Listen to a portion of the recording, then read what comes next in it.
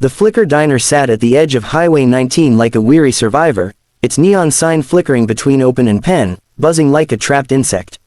It was close to midnight, when the regulars had already gone home and only the lonely or restless remained. The air tasted faintly of burnt coffee and frying oil. The lone waitress on shift, Emily, was running on willpower and cheap caffeine. She didn't expect much excitement. Just a few truckers, an elderly couple, and a kid doing homework in the corner. Then, the rumble started. It began faintly, like thunder in the distance. The windows vibrated, silverware clinked on plates, heads turned. By the time the first motorcycle pulled into the lot, the entire diner fell silent.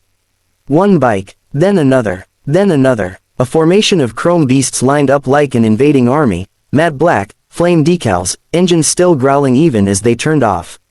And leading them was him, Razor. Even if you didn't know his name, you'd know. He had a presence that pressed against your chest like a hand.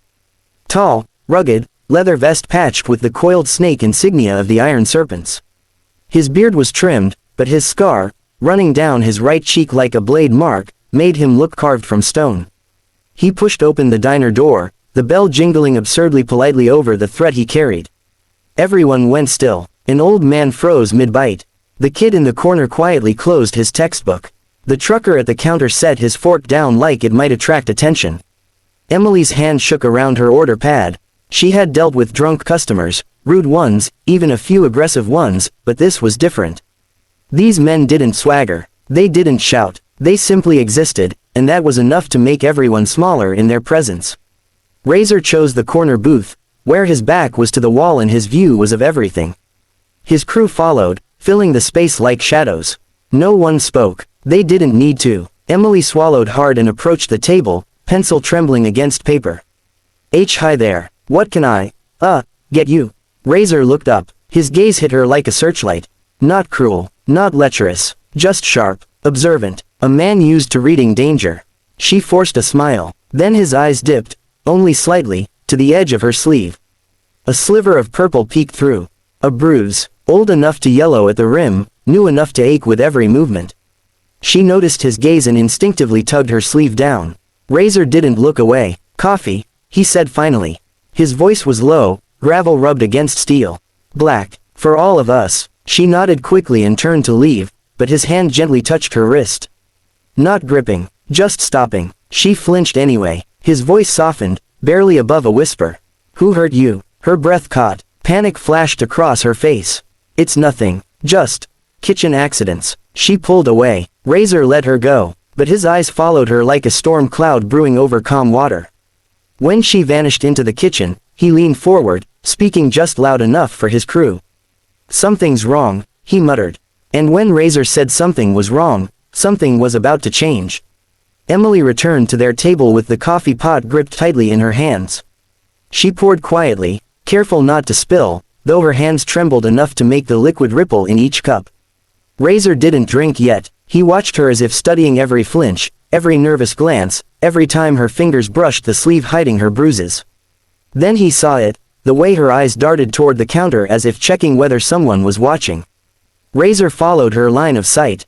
The cook, heavy-set, mid-40s, bald with a patchy beard, apron stained like it had never seen a wash. His arms bulged with muscle, not the kind earned in gyms, but the kind earned through years of hauling, hitting, or worse.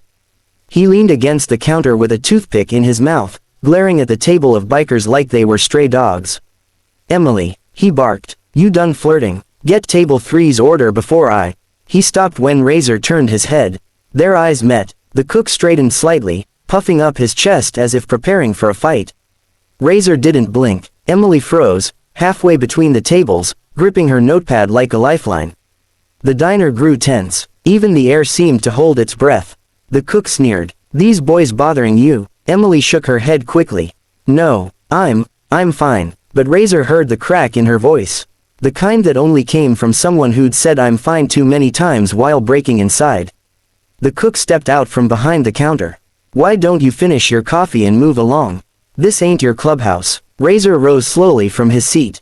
Every other biker remained perfectly still, but their hands eased toward their jackets. Not a threat, a promise. Razor walked toward the cook, each footstep slow but deliberate. The cook held his ground, but Razor could see the flicker of uncertainty in his eyes. When they stood face to face, Razor didn't shout. He didn't curse. He spoke in a low, lethal tone.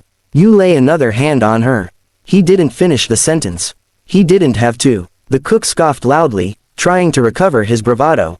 "She's my girl. None of your business. Back off, biker boy."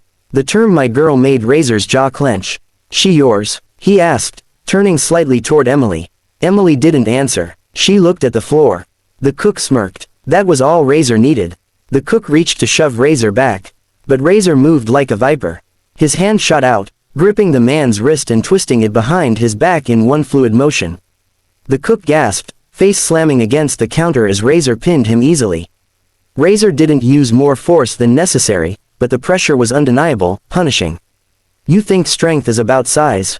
Razor murmured near the cook's ear. "Strength is about control." The cook groaned, trying to break free. Razor pressed harder until the man yelped. "No more screaming at her," Razor said calmly. "No more bruises. No more fear." He released the man, letting him drop to the ground, wheezing. Razor didn't look back at him. He walked to Emily, voice gentler now. "Get your coat." The whole diner stared. Emily trembled, caught between disbelief and hope. Where would I go?" she whispered. Razor offered his hand, not grabbing, just offering.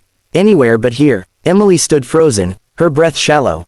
For years, every decision she'd made had been filtered through fear. Fear of punishment, fear of being abandoned, fear of the consequences of even the smallest mistake. And now, suddenly, someone was handing her a choice. Not forcing, not demanding, just offering. Her eyes flicked toward the cook, still hunched on the floor, clutching his arm and glaring at Razor with humiliated rage. She'd seen that glare before, right before the bruises came. Razor followed her gaze. His voice dropped even lower, calm but with iron beneath it. "He won't touch you. Not after tonight." The cook snarled. "You think you can just take her?" Razor didn't even turn around. "I'm not taking her. She's leaving." The room remained deathly silent. Emily's hands were shaking again, but this time, not from fear. From adrenaline. From possibility. She inhaled shakily and whispered, "Okay." Razor nodded once. No smile, no victory. Just respect. "Let's go." She disappeared briefly into the back room, re-emerging with a small backpack, worn, covered in pins from places she'd never been. One of the bikers stood and wordlessly took it from her, slinging it over his shoulder like it weighed nothing. As they walked toward the exit, the other patrons, people who had been silent witnesses for far too long, began to stir. A trucker spoke first, voice gruff. You take care of her, yeah." Razor paused. "Always." When they stepped outside, the night air hit Emily like a baptism. The roar of motorcycles no longer sounded threatening, it sounded like freedom. Razor handed her a spare helmet. She stared at it, then at him. "Have you ever been on a bike?" he asked. She shook her head. "You're about to." She climbed on behind him, hands hovering awkwardly before resting gently on his jacket. He reached back, guiding her arms tighter around his waist. "Hold on like your life depends on it." She nodded, even though he couldn't see her. Then the engines roared to life. As they launched down the highway, Emily felt the wind tear through her hair, her fear scattered into the night like ashes. For the first time in years, she didn't feel trapped. She felt unbound. The news spread by morning. Locals whispered about that biker gang kidnapping the waitress, but those who had been there told a different story. They told of a man who didn't raise his voice but spoke with action. A group of outlaws who showed more honor than the law ever had. A girl who finally found her way out. The sheriff arrived at the diner by noon, and found security footage already waiting for him. Razor had sent it anonymously. The cook was arrested for assault, coercion, and endangerment. He cried innocence, claimed she was his fiancée, but the footage, and her written statement, said otherwise. Weeks passed. Emily now worked at Serpent Garage, the motorcycle shop run by Razor's crew. They didn't treat her like a victim. They treated her like one of them. She learned to change oil before she learned to sleep through the night. She learned to tighten chains before she learned to trust her reflection again. In Razor, he never asked for thanks. Never pried into her past. But every time she struggled to lift a tire or loosen a bolt, he'd quietly stand beside her, not helping unless she asked.